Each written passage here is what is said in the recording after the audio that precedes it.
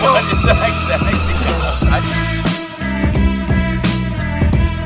Traders, welcome back to the channel.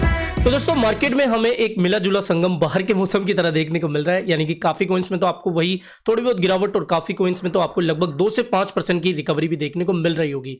बात करें अगर दोस्तों मार्केट के सेंटीमेंट के बारे में, तो आज मार्केट का सेंटीमेंट हमें कुछ ज्यादा ही बिगड़ा हुआ देखने को मिल रहा है। फियर एंड ग्रिड इंडेक्स के अकॉर्डिंग आज हमें मार्केट में एक्सट्रीम फियर देखने को मिल रही है और ये जो नंबर है 10 पर पहुंच चुका है। यानी कि मार्केट में अभी कुछ ज्यादा ही पैनिक का माहौल चल रहा है और जब भी मार्केट एक्सट्रीम फियर में जाता है तब आपको पता ही है कि वहां से एक हमें बड़ा मूव भी देखने को मिलता है। देखो, मैंने जितनी भी अभी न्यूज़ वेबसाइट देखी है, इसके अलावा जो न्यूज़ आर्टिकल्स पढ़े, कोई खास ऐसी न्यूज़ अपडेट मुझे अभी तक मिली नहीं और जितनी भी मैंने रिसर्च अभी करी है उसके बेस पर अभी मार्केट को इस तरीके से कह पाना कि भैया मार्केट में बड़ा क्रैश होने वाला है, ये थोड़ा संभव नहीं है। एक चीज़ मैं आपको समझाना चाहूँगा। देखो, यहाँ पर बिटकॉइन जो है अभी मुझे एक मिनी फॉलिंग वेज में चलता हुआ दिख रहा है। ठीक है, यहाँ पर कुछ इस टाइप का जो हमें फॉलिंग वेज बनता हुआ दिखा था, आपको याद हो मैंने इस फॉलिंग वेज के बारे में आपको बताया था। जब इसका ब्रेकआउट हमें देखने को मिला था तब हमें बिटकॉइन की प्राइस लगभग 52,000 तक देखने को मिली थी। सेम अभी आप देख सकते हो, एग्जैक्टली 4 आवर्ली चार्ट पर हूं, इसको आप आवर्ली चार्ट पर भी देख सकते हैं। यहाँ पर हमें एक फॉलिंग वेज बनता हुआ दिख रहा है। कुछ इस तरीके से हमें एक इसमें मूवमेंट देखने को मिल रहा है। यहाँ पर आप देख सकते हो कुछ इस तरीके से, ठीक है, इस तरीके से फॉलिंग वेज की तरह।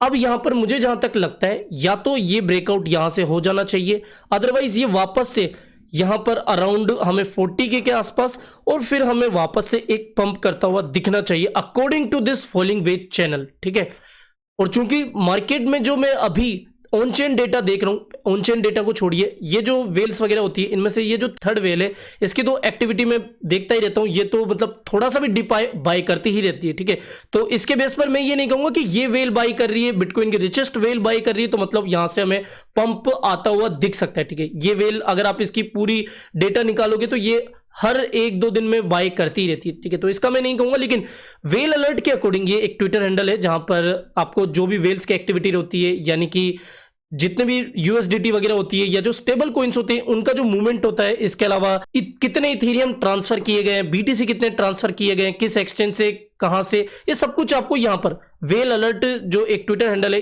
1.9 मिलियन इसके फॉलोवर है, आपको भी इसको फॉलो कर लेना चाहिए अगर आप अच्छी रिसर्च करते हो।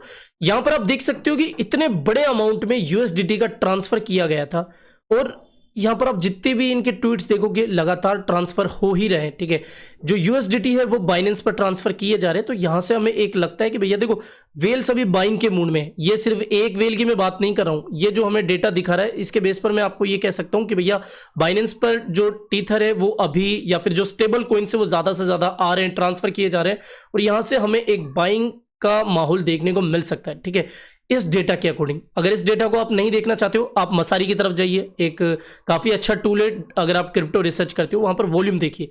वॉल्यूम में भी आपको टेथर जो है अभी काफी इंक्रीज, अभी तो थोड़ा डिक्रीज हो गया है, काफी इंक्रीज या फिर टॉप आप कह सकते हो वॉल्यूम के मामले में यूएसडीटी ही हमें देखने को मिल रहा है। ऑन चेन डेटा अगर आप देखोगे तो ऑन चेन डेटा में भी आपको सारी चीजें देखने को मिलेगी, तो इतना बियरिश होने की जरूरत भी नहीं है। ठीक है, और यहां पर अगर आप कंबाइंड बुक की तरफ जाओगे तो यहां पर जितने भी ऑर्डर्स मुझे अभी देखने को मिल रहे हैं वो लगभग 40,000 के आसपास ही देखने को मिल रहे हैं। लगभग जो लास्ट ऑर्डर है आप कह सकते हो 39 या 38 तक, जो कि मैंने आपको पहले भी बताया था मेरे अकॉर्डिंग। ठीक है, या फिर जितने भी मार्केट के सेंटिमेंट को भी मैं देख रहा हूं, यहां पर 38 तक का बॉटम हमें देखने को मिल सकता है। ठीक है, ये जितनी भी चीजें मैं आपको अभी बता रहा हूं। अब मार्केट का माहौल जो अभी नेगेटिव हो रहा है वो एक पैटर्न के अकॉर्डिंग हो रहा है। ठीक है, मैं अपना ट्विटर खोला हूं, ट्विटर खोलते ही मुझे काफी इसी तरीके के पैटर्न देखने को मिल रहे हैं कि भैया हेड एंड शोल्डर पैटर्न।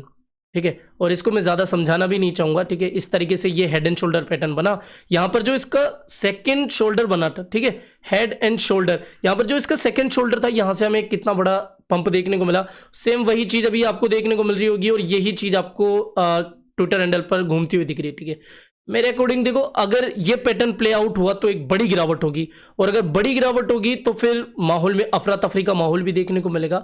लेकिन जो मैं न्यूज अपडेट्स देख रहा हूं वो इतनी कोई हमें बेकार नहीं बता रही है। देखो, एक क्वेश्चन आपके मन में ये भी आ रहा होगा कि भैया अगर वेल्स बाय कर रही है, ठीक है, ये सारे डेटा जो हमें बता रहे हैं इसके बेस पर तो एक स्पाइक आना चाहिए। ठीक है, ये जो वेल है ये बाय कर रही है तो इनके अकॉर्डिंग भी एक बड़ा मूवमेंट हमें अपसाइड देखने को मिलना चाहिए, लेकिन प्राइस डाउन ही क्यों जा रही है अगर ये वेल बाय कर रही है तो। दोस्तों, मैंने आपके साथ 2-3 न्यूज अपडेट शेयर करी थी हाल ही के दिनों में, और जो सबसे इंपॉर्टेंट न्यूज अपडेट थी जिसकी वजह से बिटकॉइन की प्राइस में हमें एक हैवी करेक्शन देखने को मिला, उसके पीछे का एक कारण ये भी था कि कजाकिस्तान, अब ये चीज मैंने पहले भी आपको बताई है कि कजाकिस्तान जो है दुनिया की दूसरी सबसे बड़ी क्रिप्टो माइनिंग कंट्री है। तो इसमें इंटरनेट का जो शटडाउन अभी हुआ है प्रोटेस्ट वगैरह के कारण, वहां पर जो सरकार है उन्होंने रिजाइन किया है, तो इसकी वजह से वहां पर जो क्रिप्टो माइनर्स है उनको इंटरनेट सुविधा ढंग से नहीं मिल पा रही है, जिसकी वजह से बिटकॉइन की जो हैश रेट है वो डिक्रीज होती जा रही है। तो इसका भी असर हमें बिटकॉइन की प्राइस पर अभी देखने को मिल रहा है।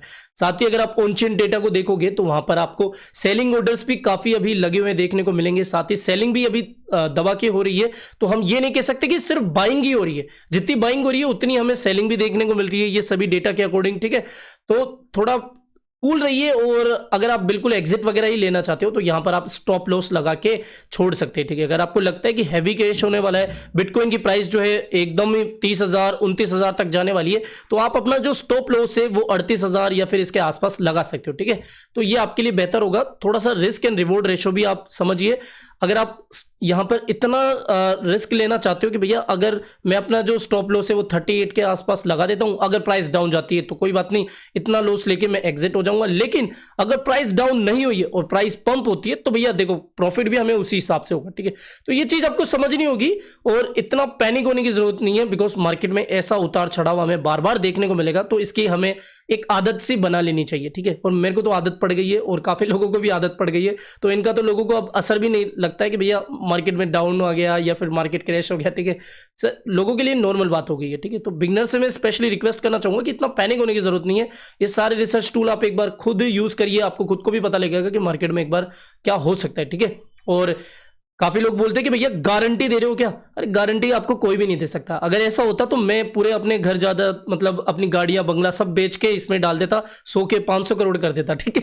तो ये चीज आपको भी समझनी चाहिए, गारंटी कुछ नहीं होती, एक प्रिडिक्शन होती है, एक एनालिसिस होती है और न्यूज अपडेट वगैरह इन सब के बेस पर हम मार्केट को प्रिडिक्ट करते हैं, ठीक है। और यहाँ पर मैं सिर्फ अपने ओपिनियन शेयर करता हूँ, किसी को कोई फाइनेंशियल एडवाइस नहीं देता हूँ, तो इस चीज का जरूर से ध्यान रखना। फिलहाल इस वीडियो में इतना ही। आई होप ये वीडियो आपको पसंद आया होगा।